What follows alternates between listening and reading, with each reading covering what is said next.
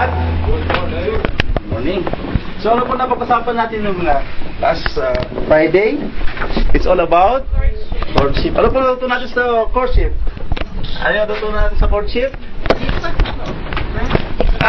Sir, welcome po. Hey, scared.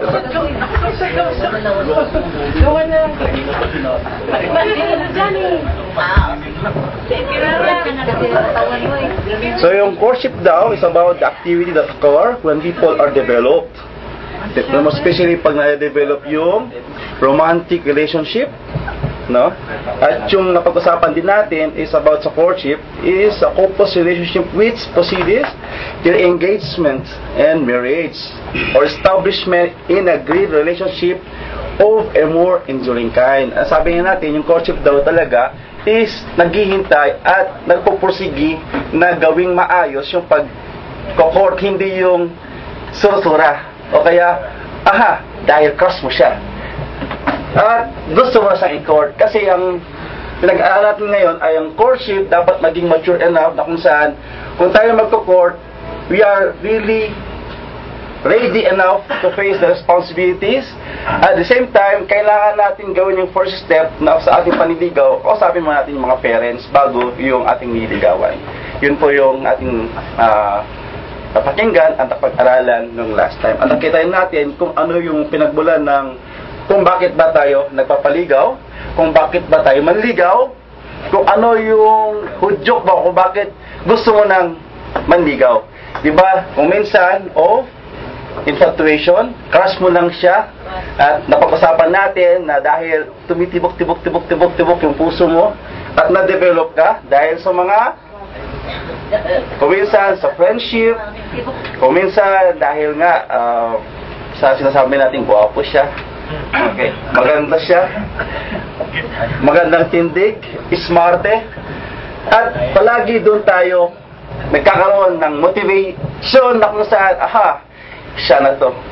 Pero hindi natin nakikita yung talagang tunay na kahulugan ng course na kung saan dapat tumagko-court tayo is because nandun yung calling. It's a gift na kung saan dapat aralan din natin na pag-usapan na dapat kung bakit mo gagawin ito because you will do a ministry na itataguhin mo for the Lord. Di pa po ba? Welcome po. Basically, dahil tama-tama po yung ating pag-uusapan about sa courtship at courting. Okay. So, ngayon sa pag-uusapan natin as a continuation base sa ating ilagay sa ating slide, courtship, sabi nito, a very important decision that gentleman has been made to start a family. And, tatapos doon, in a godly manner. So, bago ating ituloy-tuloy yung ating pag-uusapan, tignan mo natin kung ano ba ang sinasabi sa Biblia, kung ano ba ang ginawa ng ating mga magigiting ng mga kalakihan, magigiting na sabihin natin mga ehemplo na kung saan makita natin kung paano ba manligaw ang ating mga kapatiran noong unang panahon, na kung saan nawa ang bawat isa matuto tayo doon sa kanilang ginagawa, at kung tayo may nadapa na, kailangan pa yung matuto pa rin, at kahit na tayo may asawa na, matuto pa rin tayo para kung paano natin i-maintain yung relationship. Kasi ang sabi nga, hindi lang courtship nagkumpisa sa panliligaw, kundi courtship din ay paulit-ulit na ginagawa kahit tayo mag-asawa na. Kasi ang isang magpapamilya ay hindi porke nag-asawa na kayo, kilala mo na siya. Tama ba, Taylor? No. Dahil yung development ng bawat isa, every time na may circumstances, nagbabago. Mayroon tayong na-explore o kaya marami tayong na-experience, marami tayong na-discover sa ating mga kahati na kung saan, meron parang something. Pero kasi pag naniligaw tayo, di ba, parang perfect na lahat. Parang, 100% parang, sabi ng mga iba, heaven. Pero pala, habang may pagsubok, merong mga challenges, merong way, habang lumalaki ang isang pamilya, it's always there's a trials, there's always a changes kung saan yun yung constant sa ating mga buhay. Constant is a change. Change is constant in life pala. Okay? So, ano ang sinasabi ng ating pag-usapan ngayon base sa ating pag-aaralan? Na sinasabi, sa ating salita ng ating Panginoon base doon sa kanyang mga sinasabi. At tingnan natin kung ano yung ginawa ng mga ating magigiting na kapatiran ng unang panahon. So, nung ancient time, next slide.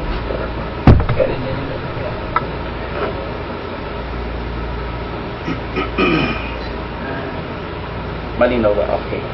So, there are 3 states of marriage in the Bible. Yung state, yung way of life nila noong unang panahon. Yung isang states, first, signing of ketubah.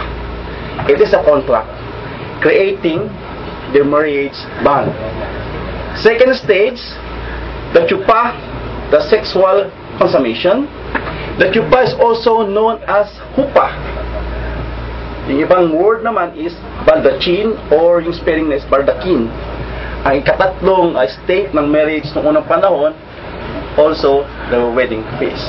Noong unang panahon, kasi ancient time, actually yung wedding feast na hindi katulad ngayon na talagang sineselebrate, mayroong tawag dyan, ginagawang seremonya, no? Pero noong unang panahon, base sa ating napapakinggan, hindi, panay ito ang sabi ng Panginoon, ito ang galing sa aking master, na kung saan may inuutusan na servant na kung saan titingin ng mapapangsawa, lalo na kay, sino yun? Si Isa? Anak ni, si anak ni Isaac. Kayo yung asawa si Rebecca? Si Isaac. So makikita natin, kasi si Isaac din naman siya naligaw at the same time. It's always a call of God na kung saan ang Panginoon na nag-good-jack. At lalo na nung sabi ni anong tatay ni Isaac? Jacob ba? Abraham. Isaac, Abraham, Jacob, no? So nakita natin na kung saan yung signs na kung saan merong mag-i-give dun sa well, kung saan magtatanong siya kung sino siya at makikita nila kung ano yung pinagmulan ng babae at base doon na yung signs na yun siya ang mapapangsawa, no?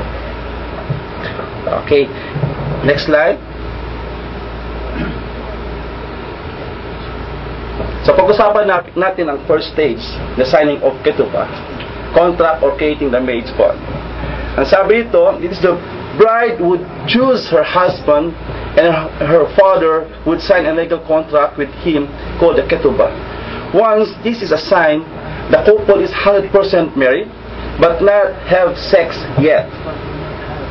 The couple was legally married but sexual cohabitation has not yet begun until stage 2, up to a year later. Ano yung stage 2? Yun yung chuppah na sinasabi dito sa ating pag-usapan. At dahil nga yung mostly na nangyayari nung unang panahon, yung children was often married when they are young, kaya yung arranged marriage na kung saan yung mga parents ang gumagawa, kailangan nilang mag-wait ng time para doon sa exact date o exact age ng mga kapangsawa para magawa yung second stage. Okay? Yun yung ketubah. So, sa ketubah, kailangan pala magpresenta, no? Yung lalaki sa mga magulang at gagawa ng agreement. Kung ano yung agreement nila base doon sa pag-usapan, kung mayroong ibibigay na pera, dowry, ganun. No? At doon sa napag-usapan na yon, wala pa munang sex. Kaya sabihin natin, mag-asawa sila 100%, hindi pa yun mangyayari yun. Kundi dapat magaganap ang second stage. Anong second stage? The sexual consummation, kung saan the chuppah is also known as huppah, baldachinin, or baldakin. It is up to 7 years later, the groom is able to raise the money as set out in the ketubah contract and notifies the father of the bride, who then set a date to consummate the marriage at the bride's home. So, doon sa unang panahon, 7 years, up to 7 years na kailangan kung ano yung napag-usapan, kailangan pupunuin yun para may time din yung lalaki na mag-ipon, magtrabaho, kung ano man yung napag-usapan nila, base doon sa agreement, no? And the bride waits with her maiden for the arrival of the groom and his companion. The couples enter the chuppah room or the chuppah room and consummate the marriage while the companions of the bride and groom wait and celebrate outside the next room. The groom hands the bloodied proof of virginity cloth to the witnesses chosen by the bride's parent, whom then give it to the bride for safekeeping. Yung purpose ng chuppah room, para makita, no, yung genuinity ng isang babae na dapat virgin siya. Kasi yung canopy na yun, yung piece of sheet na yun yung parang ilalagay sa bed na kung saan kung may dugo yun at talagang tawin natin na genuine 100% virgin yung babae, dudugo siya at yung dugo na yun na naman ang ipapresenta sa witness at ikakep yun so doon sa family nila. Kasi may mga lalaki, base sa akin nabasa yun sa ancient time, meron din mga lalaki na gusto i-divorce ang asawa at yun yung sinasabi hindi siya virgin. At hindi mangyayari dahil meron patunay na yung ginawa ng first time it is talagang pure, genuine. At yun ang makikita nating napakahalaga sa isang babae, ano? Yung genuinity at saka yung virginity that time. Kasi kung nakita nila na yung babae nagipag-agree yung lalaki doon sa tatay at sinasabing 100% she is pure and then suddenly they found out that hindi naman pure, ang kaparusahan po is stoned to death. Talagang yung babae is hindi siya karapat-dapat. Yun yung talagang mabigat na part sa unang panahon. Ngayon, makikita natin sa ating pag-usapan kung ano na lang yung nangyari doon sa kaso ng ating mahal na ina si Mother Mary at the same time kay Joseph, kung bakit ganon yung na-save yung kailang pag-ibigan at naprotektahan, no, si Mary dahil doon sa nangyari na kung titignan natin sa ating na pag-uusapan, yes, Mother Mary is a virgin, but doon sa part ni Joseph, hindi siya talagang katanggap-tanggap. Pero because of the calling of the Holy Spirit, basta sa ating napapahinggan at dahil doon sa ating Panginoon na kung saan siya ang nanghiusap kay Joseph na huwag siyang hiwalayan o iwanan, actually nakita natin yung grace na binigay ng ating Panginoon sa buhay ni Mary. At the same time, dahil gagamitin ng ating Panginoon si Mother Mary bilang means doon sa ating para makikita natin kung paano i-deliver ating Diyos, no, sa kanyang pagkatao, pagiging tao. Next slide.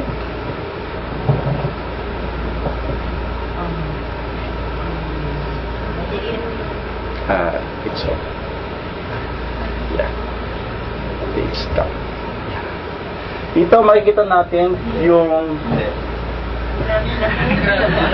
kasi pag pinalagi kasi mawawala sige sabihin ko lang.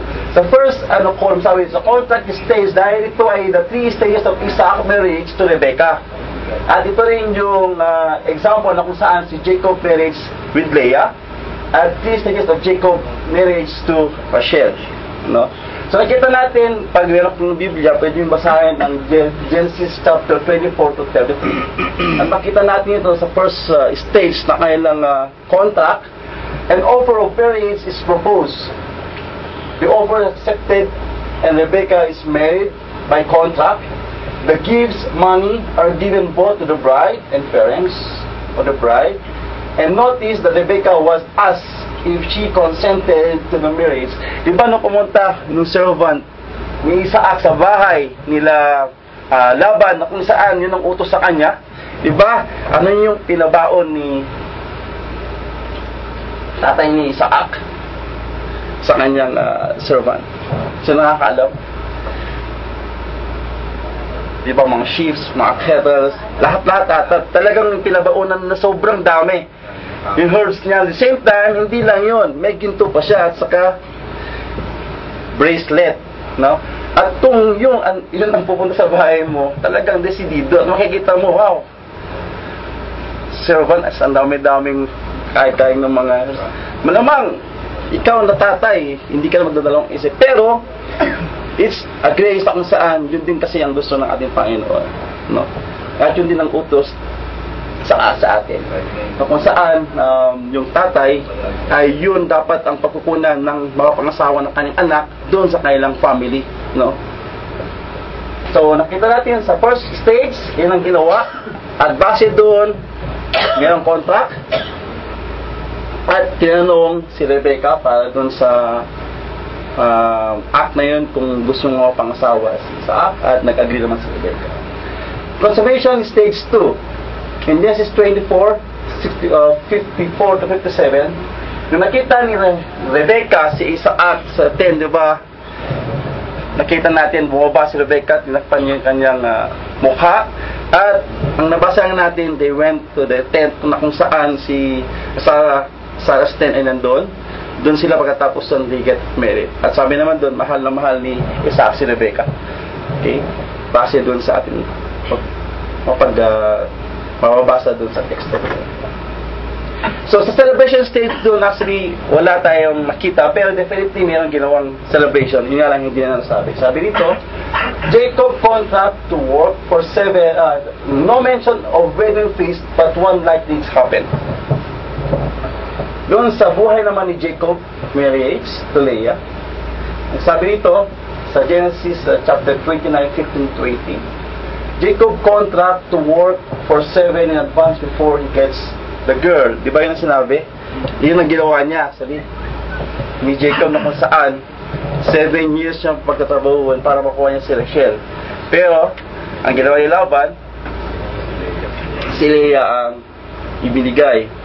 At dahil porsigido at talagang mahal na mahal ni Jacob si Rachel, still he works for 7 years para makuha niya lang yung kanyang inaasang desire na maging pangasawa si Rachel. At pinagtrabaho niya 7 years. At celebration stage, base sa ating teksto, he completed the 7 days and then wedding feast with Leah. And then second time na kung saan si Jacob ay nag-asawa ulit. So 7 years niya ulit pinuno yung pagkakataon na yun para makuha niya si Rachel, at pinagtrabahuan niya talaga. Makita naman natin sa istorya kung saan talagang dumami at nag-work hard siya sa 7 years. Sino kayang kaya sa atin, no? Bago maligawan sa mga bahay, 7 years ka muna maghintay. Si Kaya Alan. So sa pagkakataon no, talagang mahirap ang manligaw, no? Kailangan mong pagtrabahuin, no? Pero ngayon, ano pang nangyayari? I love you at tapos, done. Okay? So nakita natin yung talagang pagkakaiba ng generation ngayon sa generation noon. Okay, next. Ito naman yung paghahambing ng marriage sa Biblia at sa ngayon na modern na. Ito po yung sa Israel po, no? Sa Bible marriage, dito, woman chooses the groom and she goes to her father and asks him to arrange the marriage. Notice Rebecca accepted bracelet and the nosing give consent to marriage, and then the Shulamite in SOS chose also her husband.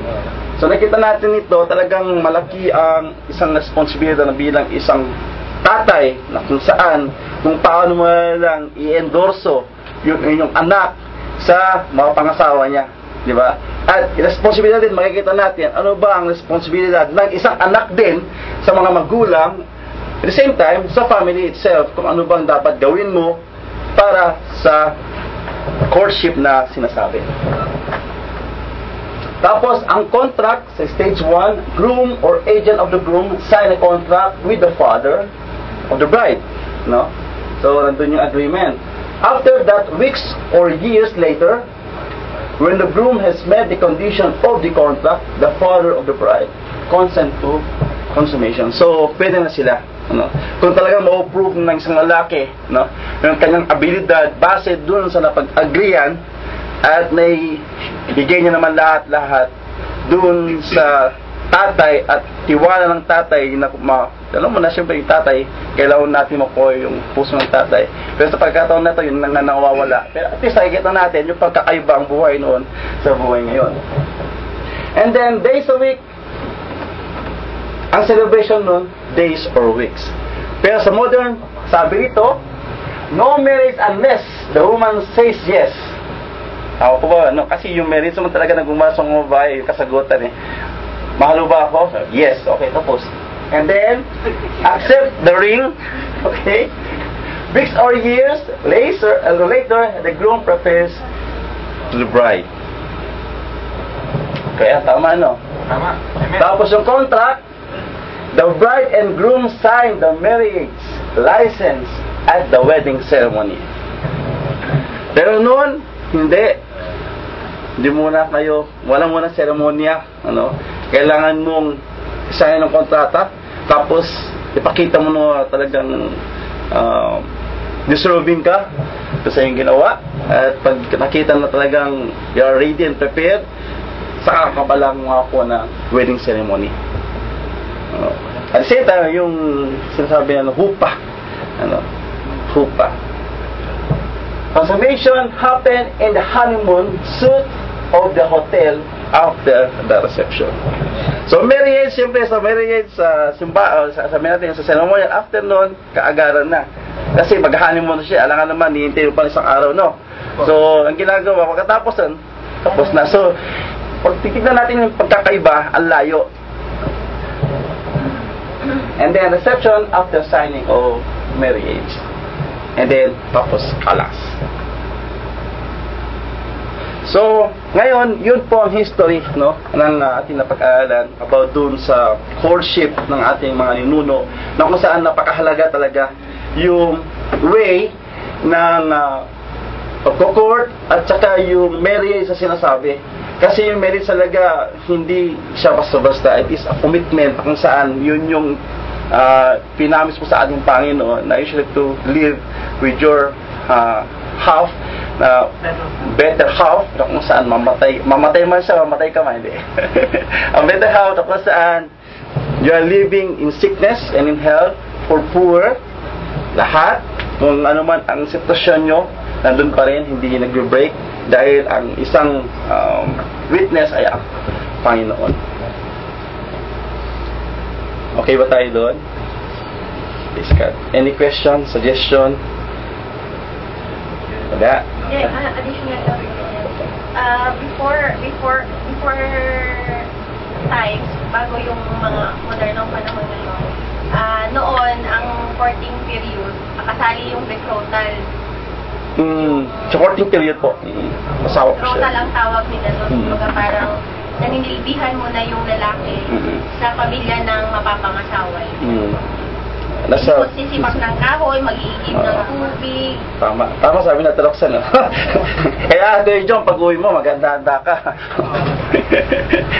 Kaya Kat, ano pa? Okay? Next, ang sabi ito, iambing natin ano ba yung ibig sabihin ng dating and courtship. Kasi last time, napakinggan natin, nakita natin kung ano ba yung dating. At dito, makikita natin kung ano ba yung malaking pagkakaiba ng dating at saka sa courtship. Dahil yun yung thinking natin, nag-date na sila. Tapos, kung minsan dating na lang, yung talagang courtship wala na. Yung nangyayari ngayon, dating na eh. After dating, kalas marriage na, di ba? Pero yung talagang courtship, hindi na nakikita doon sa way ng mga kalalakihan. At the same time, kahit sa Kristiyano, hindi tayo excuse doon kasi alam naman natin, maaga rin tayo nag-asawa. Nakita natin na yung way noon, talagang hindi tayo nakapasa doon sa ginawa nila noon. At ngayon, sa pagkakataon na to, alam ko, pag tayo may pamilya na, bilang isang Kristiyano, dito tayo matututo. Kasi ako, nakikita ko sa pinabasa ko, sabi ko, mabigat pala isang pera. At ito ang gagawin ko actually sa aking anak ng babae, kasi alam ko may anak ng babae. Kung Pati sa lalaki siya. Siyempre, yung lalaki, tingnan natin. Siyempre, sa mga anak natin, kung yung way na kung saan, kasi ang ano kasi ito masabigat dun sa mga babae. Pero at the same time, praise God, sabi nga ni Ate Edith, pa rin sa mga lalaki. Turuan po paano sila mag-court na hindi basta-basta lang. So sabi ito, dating and courtship are two methods of beginning a relationship with the opposite sex. While there are non-Christians who date with the intention of having a series of intimate physical relationship. Ito po yung nangyayari actually. Nagustuhan mo siya, after nun, ang hindi mo naiisip, magde-date kami. After nun magde-date, anong gusto mo pa? Diba? Iba rin thinking ngayon makuha mo siya actually. Pero yung way na kung saan nagde-date ka para makilala mo siya bilang isang Kristiyano, yun ang nawawala. Bilang isang Kristiyano, dapat yun. Kailangan mo muna yung ide-date kung Kristiyano o hindi. At makikita natin kung ito man po ay ayon doon sa ating mapag-usapan. For the Christians, this is not acceptable and should never be the reason for dating. Yung physical relationship, intimate pala. Many Christians see dating, itong maganda sa ibang Kristiyano, as little more than friendship and maintain the friendship aspect of their dating until both people are ready to commit to each other as potential marriage partners. Itong maganda sa ibang Kristiyano na kung saan nag-date sila as friends, pero nung alam mo nila na ready na sila, saka pala nilang gagawin yung courtship. Next.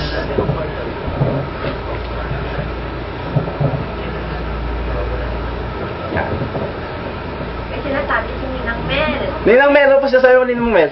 Hindi, sabi ko, kikilalanin mo muna. Tama. Bago mo face cut.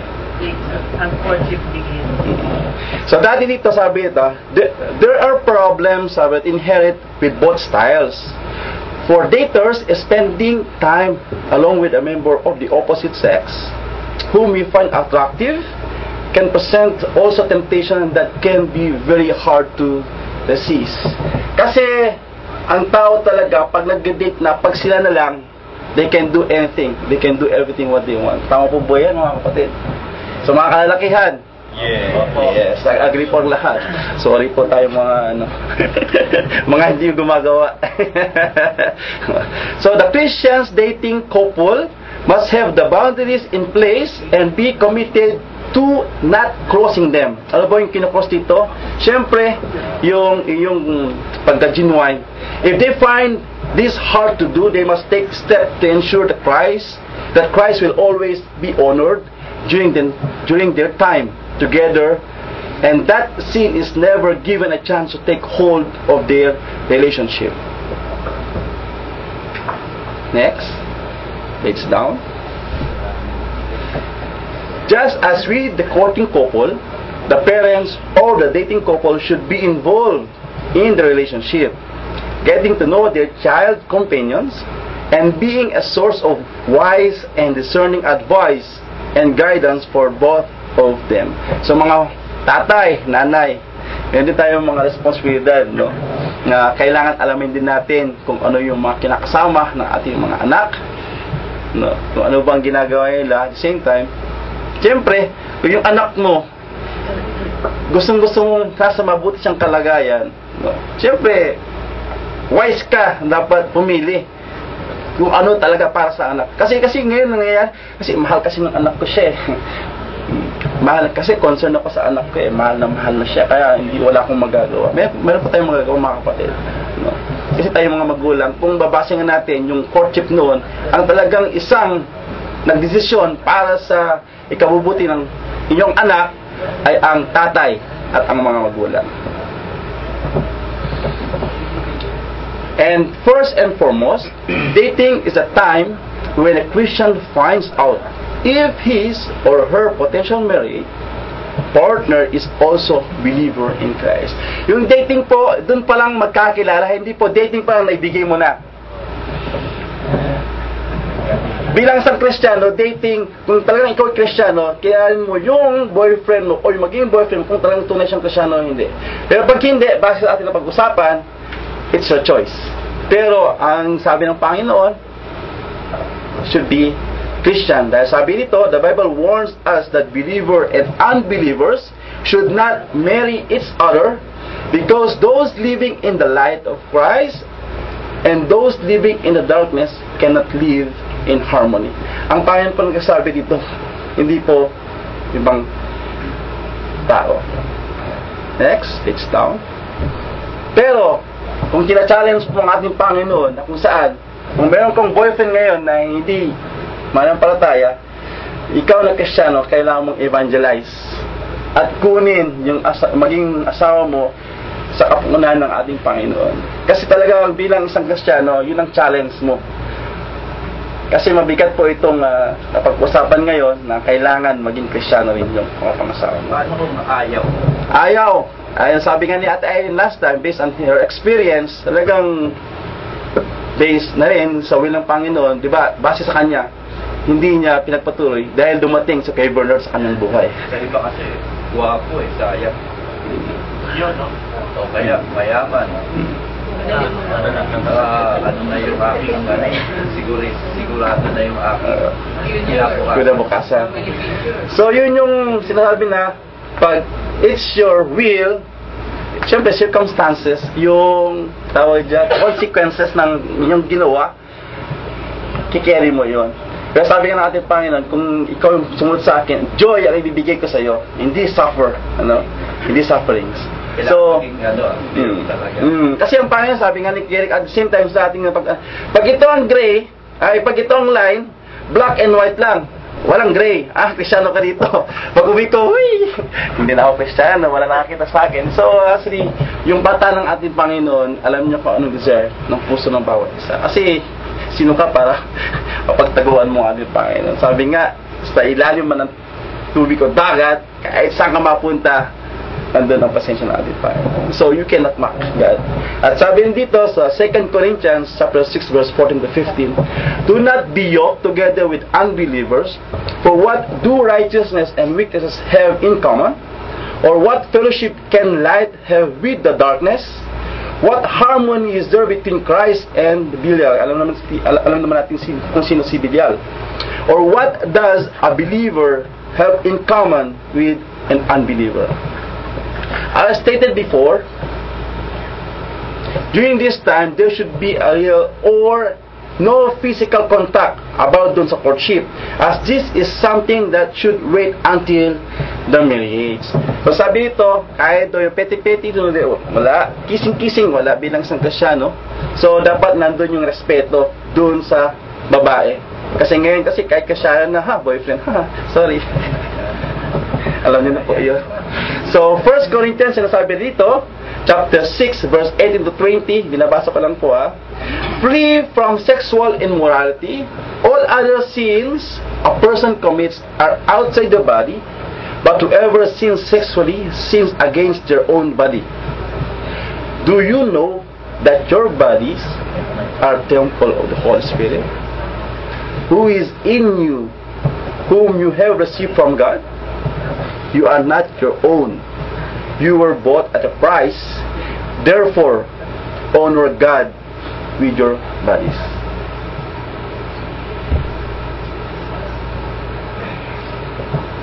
How is courtship different from dating? Courtship is a relationship between a man and a woman in which they seek to determine if it is God's will for them to marry each other.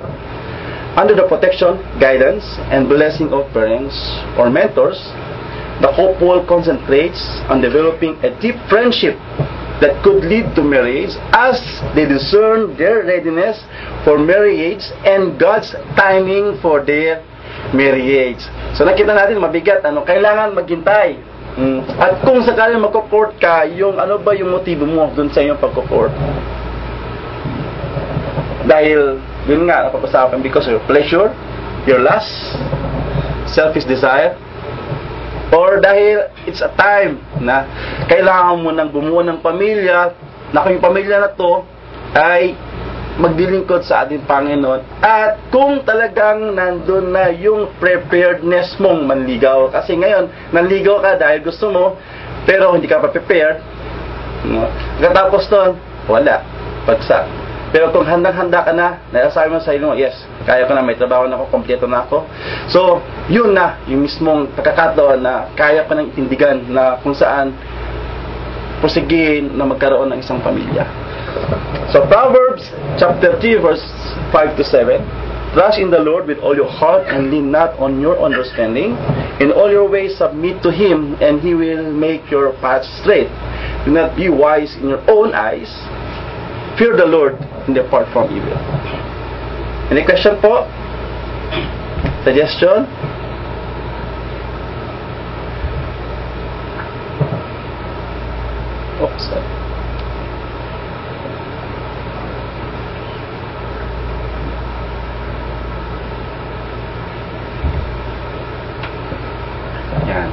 courtship is a choice to avoid temptation and experience the blessing of purity. It is a choice to not emotionally give away your heart piece by piece to many other through casual dating relationship. So hindi raw iba-iba, ano? Hindi raw by piece and by piece kung paano mo ibigay yung iyong puso, but instead to give your whole heart to your life partner. Mabigat po ba? And this courtship takes the position that the two couple of people have no physical contact at all. No touching, no hand holding, no kissing until marriage. Ay, sino nakapasa? Ay, yun ang Christianong way. Okay? And it advocates claim that courtship allow for the two people to truly get to know each other in a more platonic setting. Pag-isas lang po sa ano ba ibig sabihin ng platonic? Nases ko na pero wala yung kalimutan ko na. Kaya sa po. Without the pleasure of physical intimacy or emotions clouding their view. So, friendship na kung saan walang ibang iniisip, no? Kailangan maghintay. Hindi, yun na. Tapos na. So, kailangan mag-ingat mga kapatid bilang isang mga Kristiyano. So, marami at malaking responsibilidad natin bilang isang anak ng ating Panginoon. Dahil ang ating katawan kailangan na maayos, kailangan talagang pure. Any question po? Suggestion? Comments? Nagbabasa lang po tayo. Platonic meaning. Okay. It is a relationship that is purely spiritual and not physical. Physical. Okay na po ba? Intimate affection, but not sexual. Physical. So, nandun yung friendship. Kung gusto mo siyang ligawan, magkakilala na mabuti. Kung talagang yun na yung way o will ng Panginoon, alam mo nang handang-handa ka na at kilala mo na siya, doon mo lang papasok yung courtship. Hindi yung, crush ka siya, ang ganda niya, gwapo siya. Tapos nanligaw tayo, tapos sinagot ka naman, tapos ang courtship. Pero bilang isang Kristiyano, isang reminder for us, no, bilang mga magulang na nandito ngayon, bilang mga anak, at yung nag-aasaw na magkaroon din ng boyfriend at girlfriend. Parang yung kanina kay Rebecca, nakita nung katiwala, katiwala ba, Sir Val? Sir, parang katiwala. Nakita niya kay Rebecca yung sipag, na yung yung sign, nakita hindi yun sa bukod sa maganda, nakita yung ng pagkatao ng babae. Kumbaga, dapat sa binatang dalaga, sarili muna natin, ang i-ready natin bago at darating yung time na makikita tayo yung bibigay ng Panginoon kung sino na nararapat para. Praise God, kaya. At makikita natin dyan sa ating pag-usapan. We should have to wait. Hindi yung, yung puso ko tumitimus, kailangan i-feel to puso ko. Ikaw naman yung gagawa ng paraan para maligawan, kaya magagawa kaagad para manligaw dahil yung feeling mo, love mo na siya. Kaya yung pala, crush mo lang siya. Manliligaw ka, wala ka naman tupa. Okay, now continue natin. It is a choice, it's a choice to wait for God's best, for His glory. And it is a decision to walk by faith. Ito yung sinasabi ni Kuya Arman. To trust in God, to honor others above yourself, and to believe that God will deal bountifully with you because He loves you. At hindi pa tayo nawawala ng mga verses dyan. Sabi sa 2 Corinthians chapter 5, verse 7. For we live by faith, not by sight. Siyempre, kung iniwak sa ating Panginoon, dito tunay mong pagtitiwala, obedience mo sa ating Panginoon. Bakit hindi ibigay din siya ng puso mo? At kahit na mag-asawa ka, dahil yung pag-asawa mo, sabi mo, Lord, magko-commit kami, magsasabi kami sa alam, hindi naman ibibigay sa iyo yun. Kaya alam natin, yung desire ng puso mo, kung yung talagang nais mo, para sa ating Panginoon, sabi nga natin, walang imposible. No? Imposible sa iyo, pero kung para sa ating Panginoon, everything is possible. At sabi sa Psalm chapter 9 verse 10, those who know your name trust in you. Tapos sa Romans chapter 12 verse 9 to 10, love must be sincere. Hate what is evil, cling to what is good, and be devoted to one another in love. Honor one another above yourself. So, sa 1 John 4:8, whoever does not love does not know God, because God is love. Kaya naman talagang kuminsan umiibig tayo ng lubusan dahil ang God din naman ay nagbigay sa atin ng pag-ibig. At yung pag-ibig na yun, dapat alagaan din natin. At kung kailan natin maibigay yung tunay na I love you, sabi nga natin, Edith, huwag basta-basta ibigay yung I love you. Kasi pag naibigay mo na, I love you, kagad na, may smack na yan. Diba? Tama po ba, mga kapatira? I love you. Tapos, I love you. Sinagot mo na ako, tapos na eh. Nakumpisa ka na. Pero bilang isang Kristiyano, pag I love you siya, you should still respect. Kasi, dapat ipakita mo na talagang desidido ka at yun nga, qualified ka dun sa I love you na iyong ibigay. Kasi nga, bilang isang Kristiyano, hindi tayo excuse doon. Nangyayari. Pag I love you, sinagot at tapos na rin siya. Pero ngayon, panawagan natin Panginoon, pag hindi pa kayo kasal, wala pa pang mangyayari. Page down. Next. Each individual, family, and set of circumstances is unique. Kaya nga, iba't iba sa atin, may kanya-kanyang tribo, may kanya-kanyang way, kung paano manligaw. At nakita din natin, last time, yung kaugalian ng Pilipino sa iba't ibang lugar, kung paano talaga nila nilalabas, kung ano nasa puso nila, sa pamamagitan ng harana, paggawa ng poem, paggawa ng love song, same time pagsusulat. So, nakita natin, yung talagang dedication, yung effort na ibinibigay nila para talaga naman makuha yung matamis na sabi natin. So, its courtship will be unique, while those who choose godly courtship will hold to general guidelines for the relationship. There's specific choices about when, where, and how to court may differ according to their needs and circumstances. So nakita natin, kung nasa ating Panginoon ka, you should do the godly courtship na dapat mag-hold on ka sa general guidelines ng ating Panginoon. If during the courtship, one of both parties realize that marriage is not God's will and they end the relationship, the courtship has not failed. On the contrary, the courtship was successful because God gave the direction that was sought through it. So, for example, courtship, at nakita mo yung pag-uugali, hindi talaga kayo nag-match at nag-break. So, di ba sa atin, masakit yun. Yung hindi mo na natanggap yung hindi yung bakit. Nasa akin ang lahat. Nasa akin ang aking kagalingan, talento, may pera. Bakit? Ito wala lang. Huwag ka na masaktan. Huwag ka na masaktan. Ang sabi nito, hindi raw. Kasi in the contrary, the courtship was successful. At isakita mo yung magiging asawa mo, hindi pala karapat dapat sa'yo. At makikita mo, magdurusa ka lang pala after na may bigay o something na nandun na. So, praise God, dahil sa'yo mo, praise God, at least nakilala mo siya ng lubusan. Yun po yung proseso ng courtship, knowing each other. Hindi courtship, tapos na.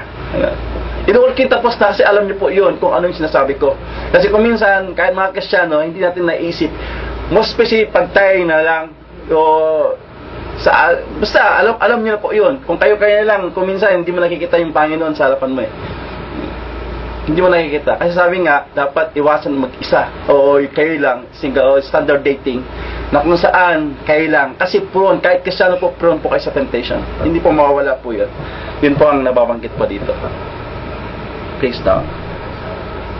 Although, sabi dito, the termination of a courtship most likely will be painful.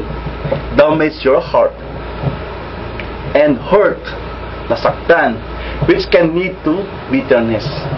So yung mga bitterness dyan, mga bitter, can be avoided, both parties as well as their families and all the people who love them should continue to trust the Lord and accept the grace He gives to deal with any disappointment or unfulfilled hopes Kung sakali man nag-break tayo, nakilala mo siya sa internet, sa mga social media, ano?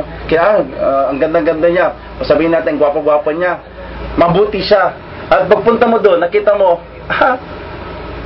hindi pala ganun. So, praise God, sabi mo, dahil hindi natuloy. Hindi pala ganun ang itsura. Hindi pala ganun ang itsura. Dahil sabihin natin, social media, maraming ginagawa para at least maging presentable, maging mabuti, maging maganda. Ano? Pero ito naman ang sinasabi natin, Panginoon, sa mga nangyayaring mga termination of courtship, yung mga nag-fail. Sabi sa Romans chapter 5, verse 1 to 5,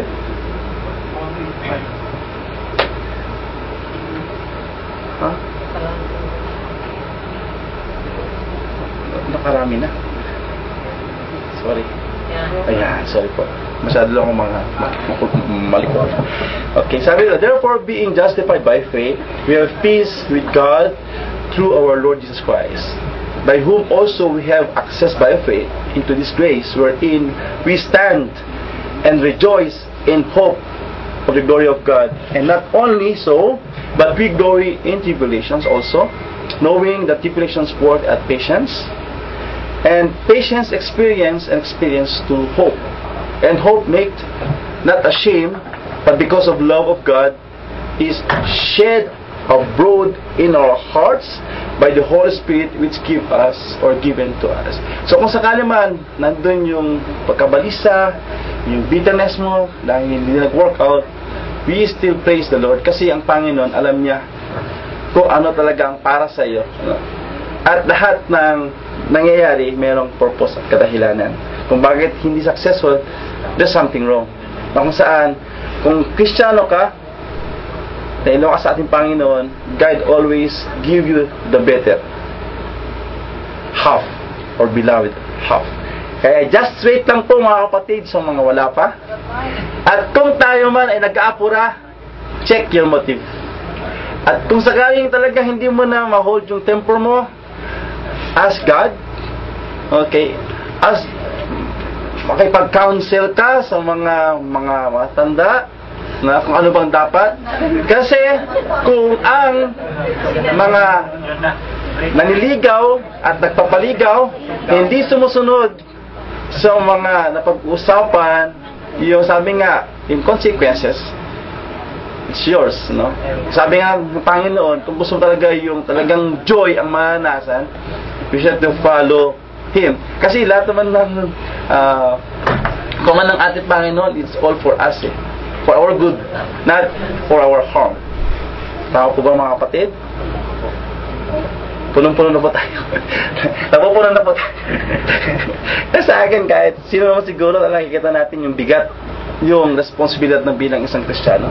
Hindi lang po siya, sabi nga, hallelujah yan. Gawin mo lahat ng gusto mo. Hindi po.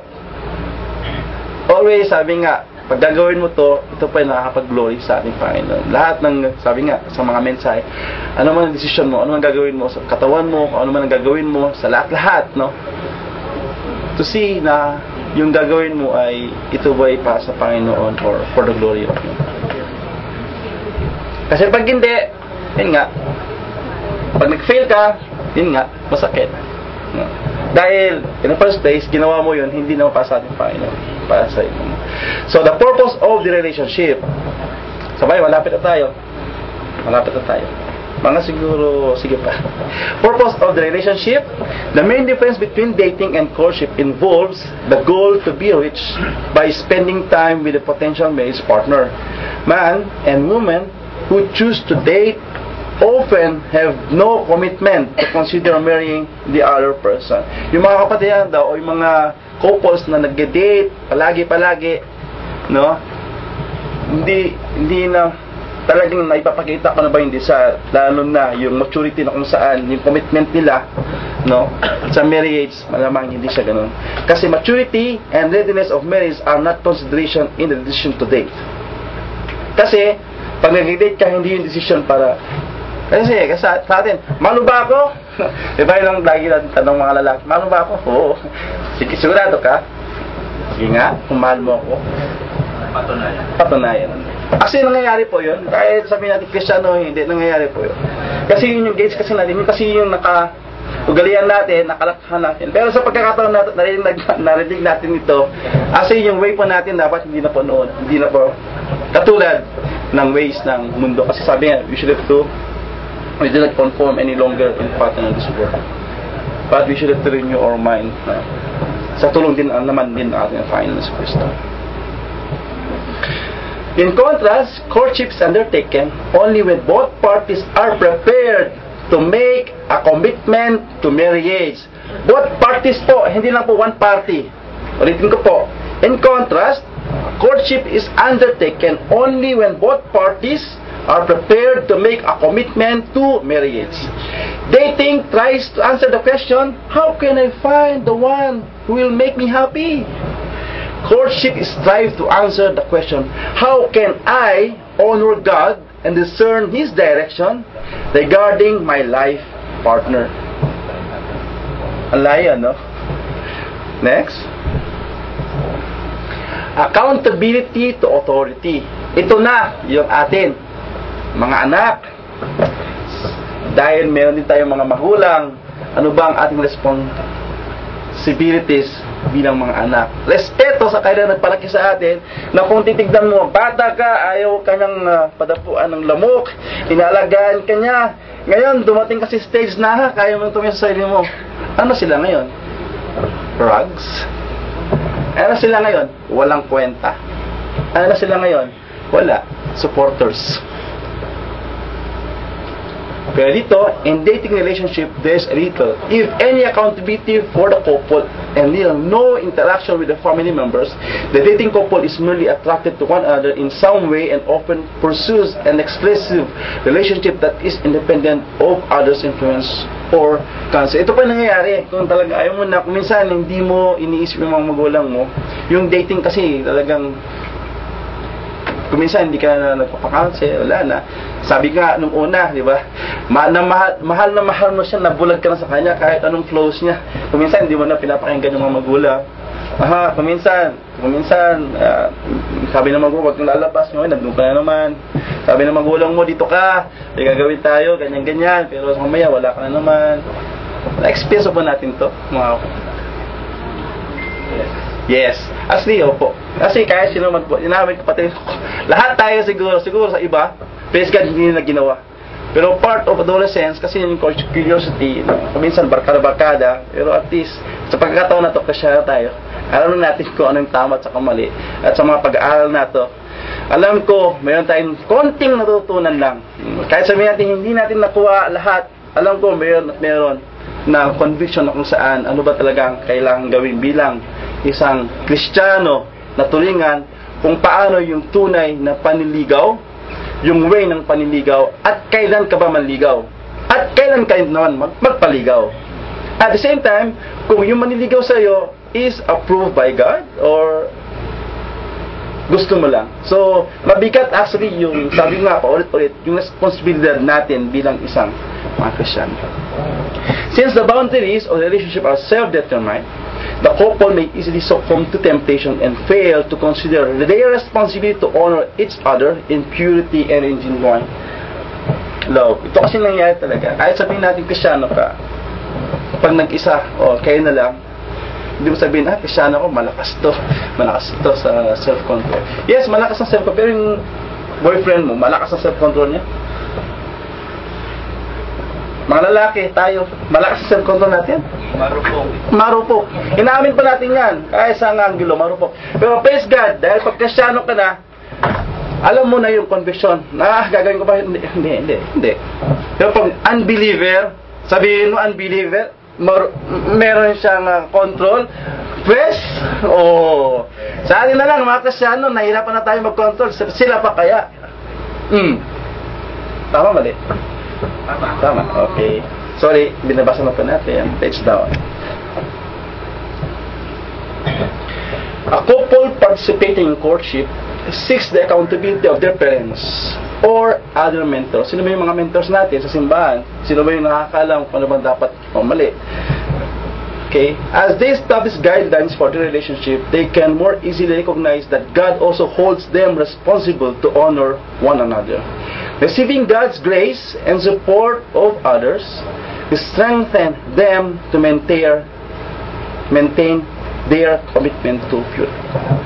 Kasi yung purity po talagang napaka-importante para sa ating Panginoon. Kasi nga, yung katawan natin, hindi lang po siya iba, kundi sa temple na po ng ating Panginoon. Tapos, ginagamit lang natin sa mga hindi kadugod-dugod dahil sa selfishness, dahil sa, sabi natin, sige, muna tayong pala sa last. So, definitely, hindi malulugod Kaya na. kuya, ang importante sa mga dalaga at binata, magtatanong kayo dito sa loob ng simbahan, hindi sa mga kaibigan na nasa labas. Kasi mas malamang na iba yung may papayo sa'yo. 1, 2, 3, 4. Meron pa 5. Medyo mahaba pala. Okay na. At least.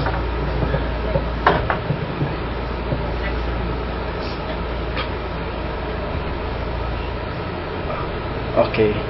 Ito naman na, malapit na pala tayo matatapos. 3 na lang. Please God. Tapos natin 5 minutes. Tama. So, now, ang ating Panginoon sinasabi, focus on God's kingdom. Please.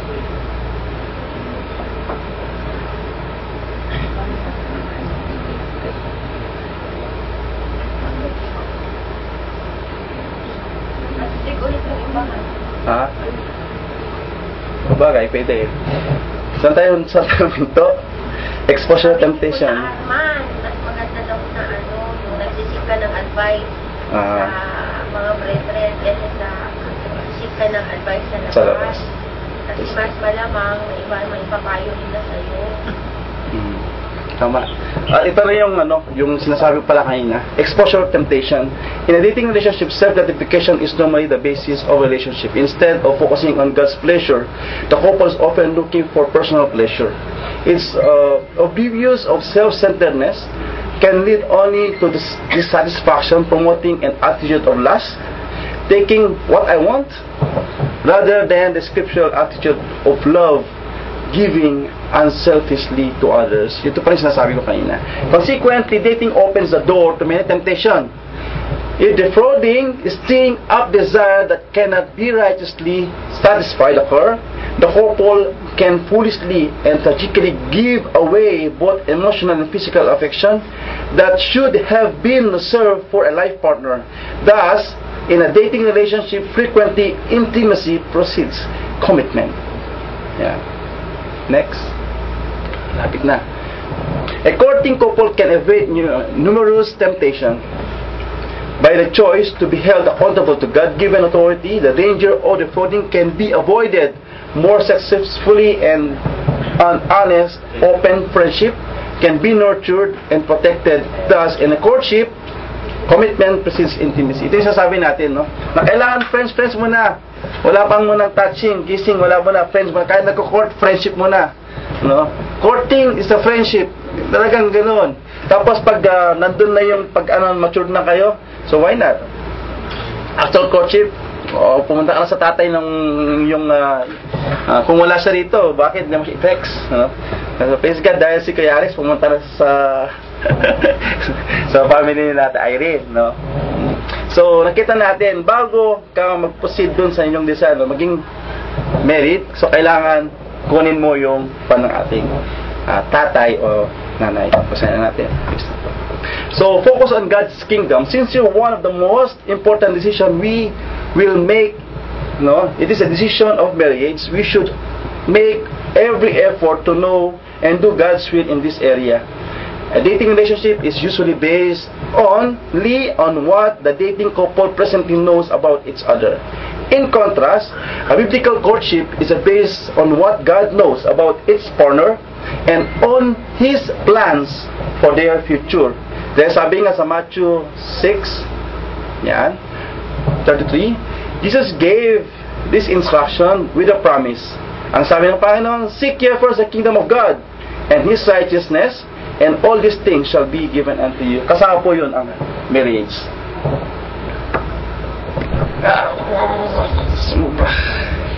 Malikot ng kamay ko, sorry. Okay, isang slide.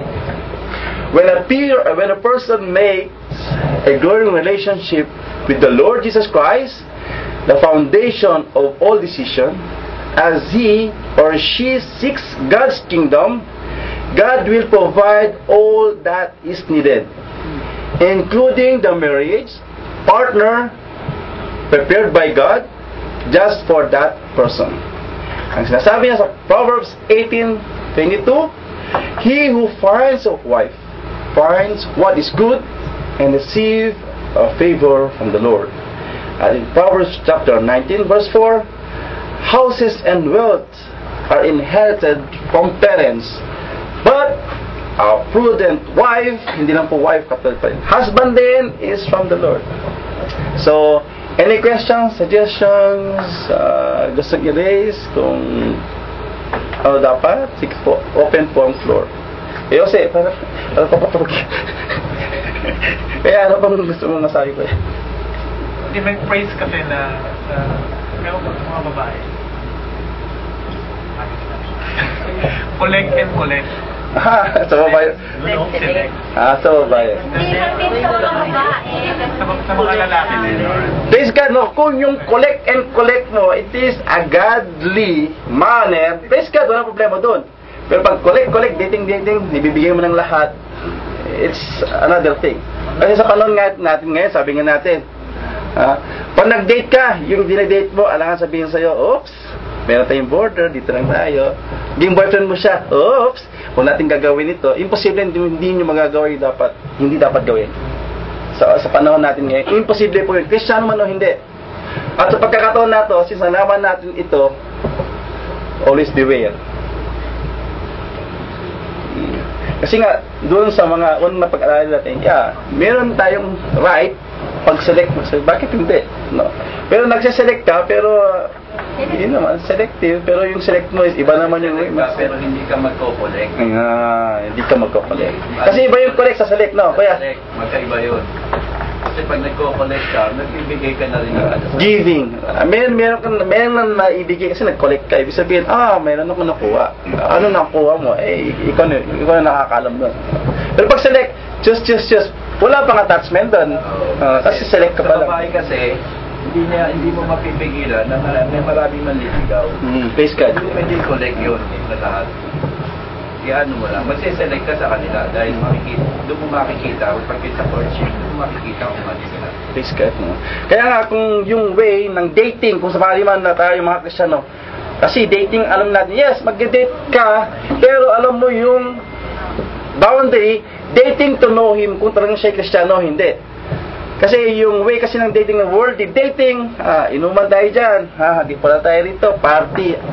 Yung self, no, gratification, dun sa last mo, kasama mo siya. Siyempre, pag nalasing siya, anong gagawin mo ngayon? Nalasing ka rin. Kristiyano po, marami po nangyayaring ganyan. Kaya sabihin natin Kristiyano po. When it comes to dating and courtship, parents have a great role on how to advise their children kasi magmumula sa kanila yung boundaries and setting of limitations. That ito ang gagawin mo, anak, ito ang hindi mo dapat gagawin, dapat klaro yun sa kanila. Praise God. Thank you, Ate Edith. Kasi nung una pa na ating napag-aralan to, di ba, ipinasok natin yung family. Kasi yung courtship and dating, nabibuild up kasi doon yung personality ng bawat isa. Kung paano mag-court. Siyempre, kung ang family mo, disente, definitely, kakalabasan. Yung anak mo, disente rin siya mag-court. Pero, siyempre, hindi natin naman hawak yung pagkakataon na ang family natin, minsan hindi naman ganoon kaganda. Kung minsan, hayaan kayo lang. Mas dahil ikaw wala ka na pag-aralan na tatay na tapos yung anak mo pinag-aral mo, wow, medyo smart na siya ngayon, professional. Ngayon marami siyang mga desisyon, okay lang kasi anak ko mas magaling sa akin, wala akong pinag-aralan. Yung responsibilidad mo ba, parang kasi anak mo nag-aral, ikaw hindi po yun. Kasi yung titignan natin ito yung aspeto na kung saan puso, kung paano lumaki yung anak. Sabi naman natin, kung bata pa lang natutunan yung mga anak natin na sumunod sa atin, definitely, kahit yung anak mo, mataas yung kanyang tinungtungan, definitely, titignan ka pa rin niya. May respeto ka pa rin niya.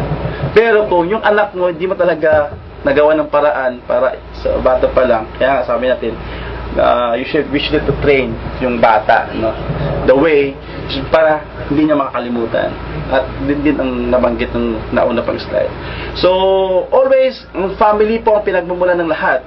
At yun po ang mabanggit at pag-usapan sa next na ating meeting to kay Kuya Ed. Any questions po?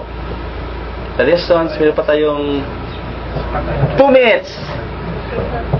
Apo, ate. Yung pros and cons dun sa courtship and dating with regards to our yung lax na parents at saka yung super strict na parents. Yung lax na parents, hinahayaan niya lang yung ginagawa ng mga anak niya. Tapos yung super strict na parents, sinasaka niya na yung mga anak niya. We're in open communication na hihinder na hindi na nakakapag-open yung mga anak niya sa kanya. Kaya dapat parents should be wise in advising and treating their children. Sabi nga natin, kung Kristiyano tayo, malamang yung anak mo maintindihan niya sa pag nandito siya, Kristiyano siya, tatay, nandun siya, anak, kahit nasaan siya, pero nakikinig siya. Ngayon, yung pinag-usapan natin na ito, bilang isang Kristiyano, malamang mag-guide yung anak. Kasi lahat naman tayo, hindi naman tayo talagang Kristiyano, nung tayo mga tatay, nanay. Pero sa pagkakataon na ito, Kristiyano na yung family, Kristiyano na yung anak, definitely, mayroon pala ganun sa way ng ating Panginoon, hindi ko alam. Pero ngayon, since namulat na tayo sa katotohanan, at yung reminders ng ating Panginoon, marami tayong natutunan. Kung sakali man nandun tayo sa sitwasyon na, ay, parang tapos na, hindi ko na. So, challenge sa iyo yun. Challenge sa iyo yun. Kung paano mo ngayon i-work out yung relasyon na yun. Na, ako Kristiyano, yung boyfriend ko hindi. So, anong gagawin ko? Alis ako simbahan. Hindi na ako magdadalo. It's your choice. Pero ang sabi ng Panginoon, ayaw ko na magbagit. Curse ang nasa iyo. Pero kung sakali man, ikaw Kristiyano, challenge mo sa sarili mo na kailangan maging Kristiyano ang aking boyfriend, kakayanin mo yun. Basta wag ka lang aalis sa piling natin. Kasi marami yung nangyayari. Pag Kristiyano ka, yung boyfriend mo hindi Kristiyano, mahal na mahal mo siya. Kung minsan, di ba? Wala na. Doon na lang ako. At least nagagawa ko lahat ng gusto ko, di ba? Sa simbahan, maraming pigil, hindi po. Yun po sa ating Panginoon, wala ka pong karapatan, no, na questionin kung anong sinasabi ng lumikha sa'yo. Kasi wala kang karapatan talaga. Right mo to observe the promises, right mo na maging obedient, pero right mo na maging pasaway sa Kanya, hindi po siya right. Mawawala yung grace and joy. Mawawala ang joy pag iniwan mo yung Panginoon natin na nagbigay ng love. Pag tinanggal mo yung kayong dalawa na iwan, mawawala yung love. Praise God. Kasi walang source ng love. At actually marami tayong na-experience na ganyan. Mainis sa gawain, after that, kapag boyfriend, hindi, sasama sa amin, tapos sakit natin, wala na, nandun na. Pag mahal mo na, kahit mawala ng So, it's always a challenge, no? It's up for you. No? Pero sabi ng Panginoon, mahal na mahal ka niya. Ano? At yung pagmamahal na yun, dapat alam mo yun kung ano yung ibibigay mo sa ating Panginoon. Pagmamahal ba or disobedience. So, siyempre, kung may disobedience, may consequences. At kung hindi man, pagpapala pa yun yung pagkakaroon ng Panginoon. So, any question, suggestion? Ano po? Kuya Alex po.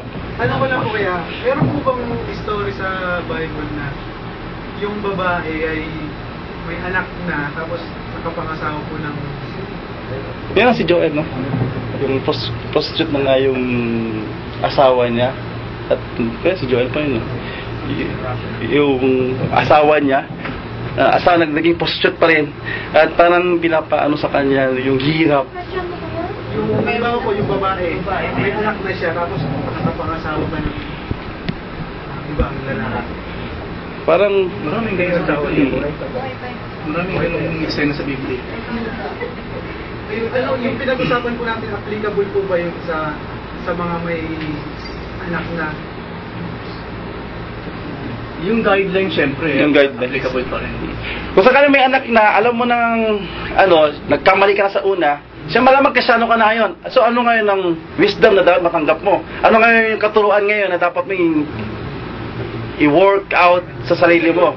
Sa akin po, sa mga lalaki, kasi ako unang-una, may anak na ako eh. Kumbaga, nung kami ni Irene, nagkakilala kami, sinabi ko sa kanya na...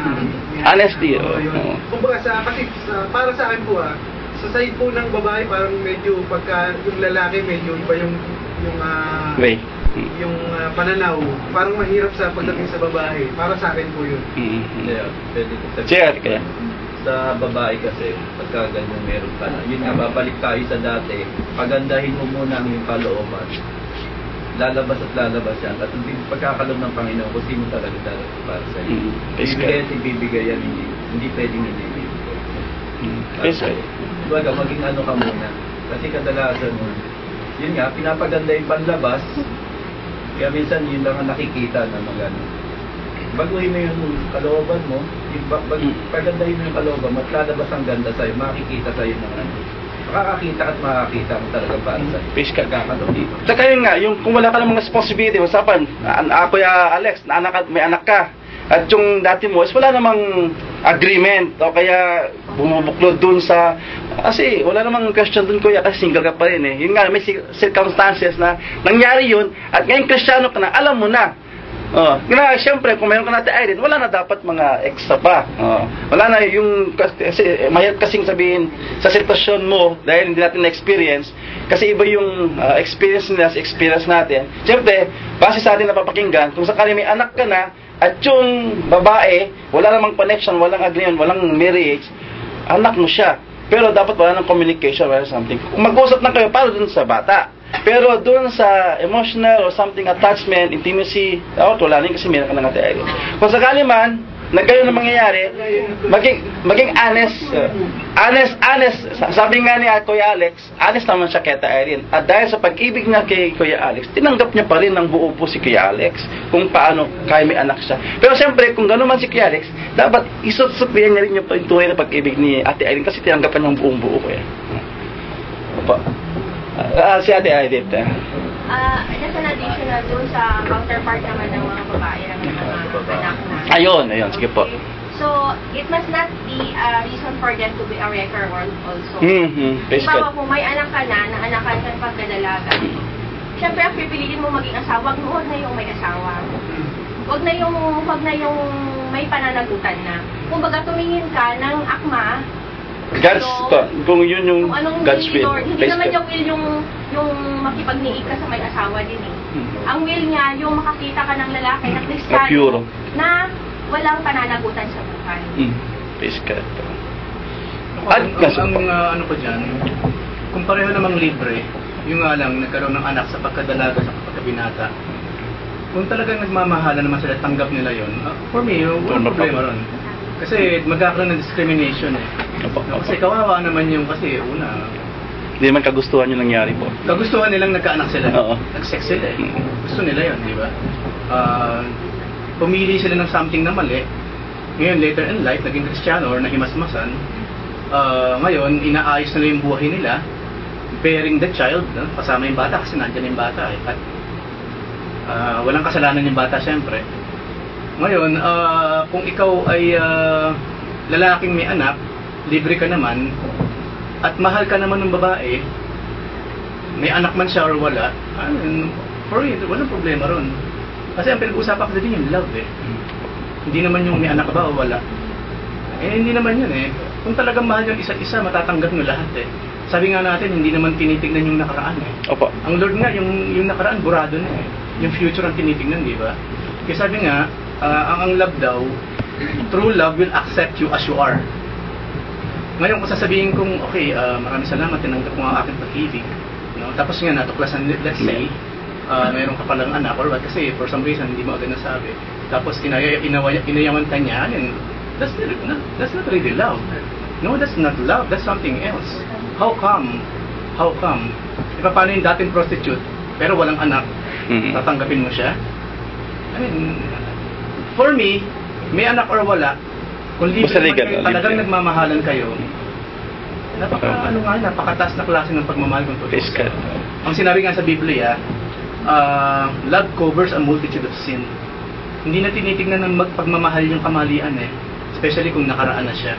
Ang tinitignan yung ngayon sa kayong bukas. Yun yung love from the Lord. Physically. May anak kayo or wala, kung mahal yung isa't isa, do it. No? Kung legal naman kayo, wala namang problema ron. Maraming hindi makatanggap ng gano'n. Ako hindi ko maintindihan. Anyway, marami kasi nagmamalinis eh. And to be honest, wala namang malinis sa atin eh. Physically po. No? Wala namang malinis. Lahat man tayo, one way or the other, marunong eh.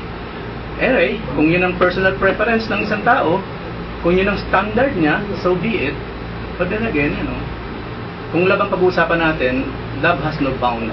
Walang boundary ang pag-ibig. You know? Kahit gano'n pa karumi naging nakaraan niya, at mayroong something na bunga, now, kung talagang mahal mo, it doesn't matter. Physically. It doesn't matter. So, dapat po Kristiyano, dapat, siyempre. Kasi Minsan nga, hindi na natin kailangan pag-usapan kung Kristiyano. May mga hindi Kristiyano, pero malinis ang kaisipan eh. Physically. Mas natatanggap yung mga marurumi eh. Lalo na tayo dapat. Mas mataas dapat ang standard natin eh. Sa mga bagay na yun. Gaya nga na sinabi ni Kuya Eric, kung may nakaraan mo yung babae na yan, ikaw, nasa iyo na yung lalaki eh. Kung kinamahal mo, siyempre, tanggap na lahat. Kaya, accept mo na lahat sa kanya. Kahit may nakaraan, hindi niya man ginusto yung magkaanak na dati eh.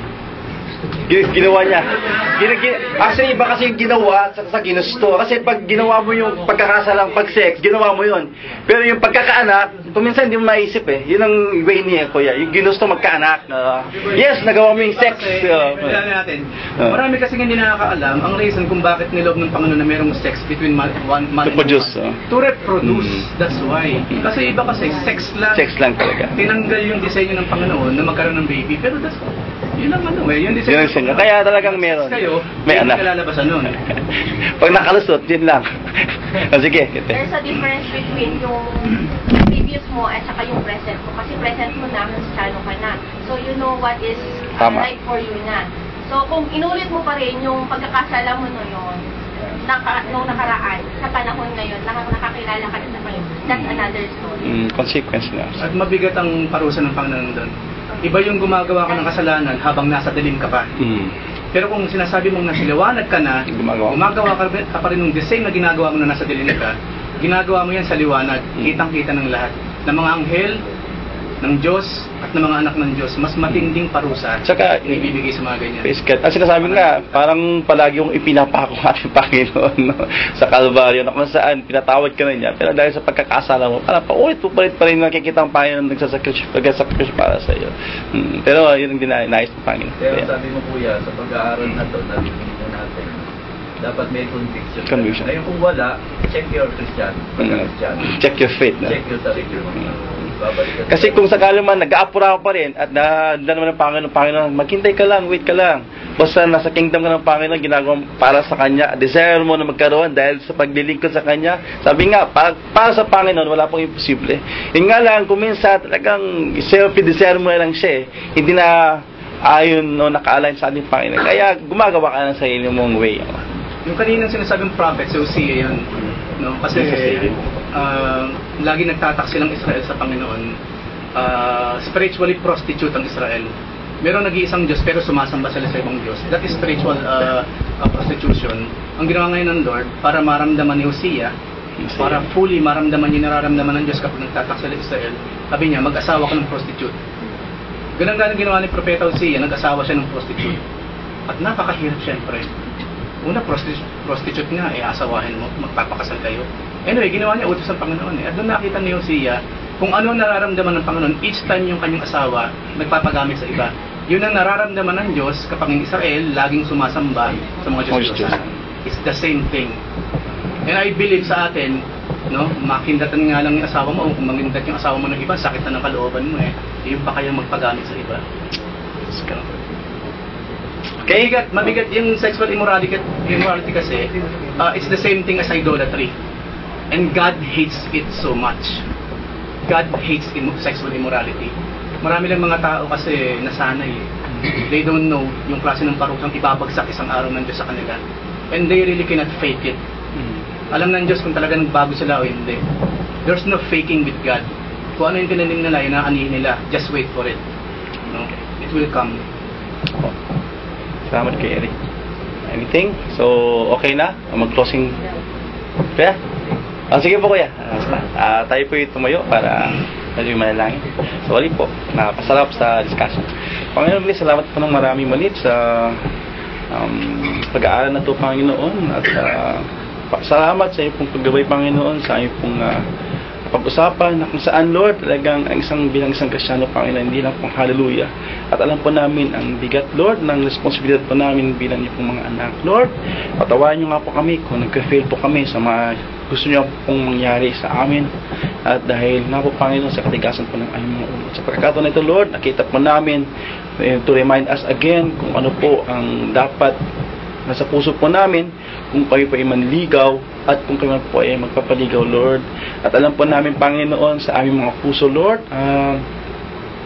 nagka-fail talaga, Panginoon, kami sa mga bagay nito. Panginoon, sa oras na to, salamat dahil close nyo muli kami, Panginoon, na ipong mga salita para maging gabay, mga light po namin para sa aming pong ways, Panginoon, lalo na sa aming kadalagahan, Panginoon, at kabinataan na nag-aspire din na magkaroon din ng mga girlfriend, boyfriend, Panginoon. Lord, nakita mo, Panginoon, ang kanilang mga desire. Lord, kayo na po patuloy, Lord, na mangusap sa kanila at patuloy nyo nga rin po ibigay kung ano po ang nais po nila, Lord, na magkaroon na rin po, Panginoon, ng kanilang mga kabiyak in your way, Panginoon. Lord, salamat po ng marami at lahat ng po ito, Panginoon, ay tinataas lang po namin sa iyong pangalan sa pamamagitan ng anak ko, Jesus, ay Diyos at tagapagligtas.